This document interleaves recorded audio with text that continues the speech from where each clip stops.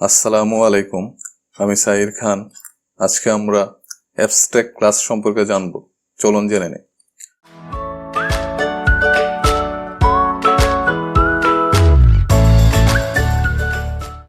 তো প্রথমে abstract class বোঝার জন্য আমরা এখানে যে প্রীতম ক্লাস নিয়েছি, তো কল করব প্রীতম ক্লাসকে।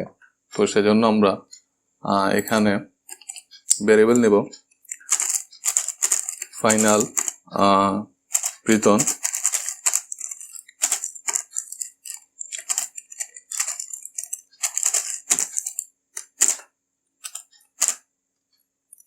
তো এখন আমরা চাচ্ছি যে প্রীতম ক্লাসটিকে আমরা লক করে ফেলবো, যেন আমরা প্রীতম ক্লাসটিকে আমরা কল করতে না পারি বা ইউজ করতে না পারি। সম্পূর্ণ কন্ট্রোল সাইড ক্লাসের মধ্যে থাকবে। তো সেজন্য আমরা কি করব, আমরা অ্যাবস্ট্রাক্ট কিওয়ার্ড ইউজ করব। তো সেজন্য আমরা প্রীতম ক্লাসের প্রথমে আমরা অ্যাবস্ট্রাক্ট কিওয়ার্ড নিব।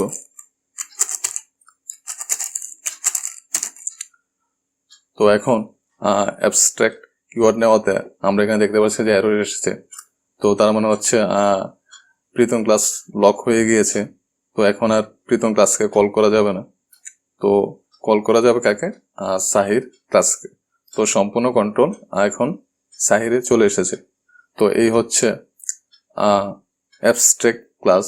তো এখন যদি আমরা এখানে রান করি বা আমরা এখানে প্রীতম ডট দিলে আমরা যদি দিয়ে দেখব কাজ করছে কিনা।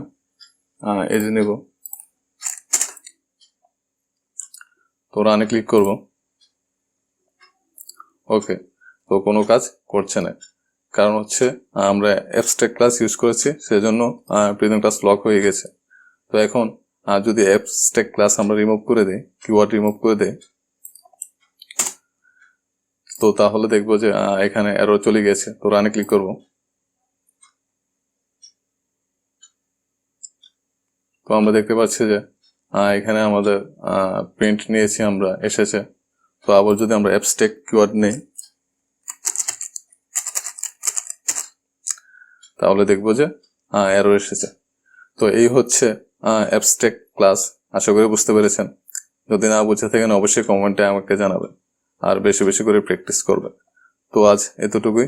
ধন্যবাদ সবাইকে, ভালো থাকবেন।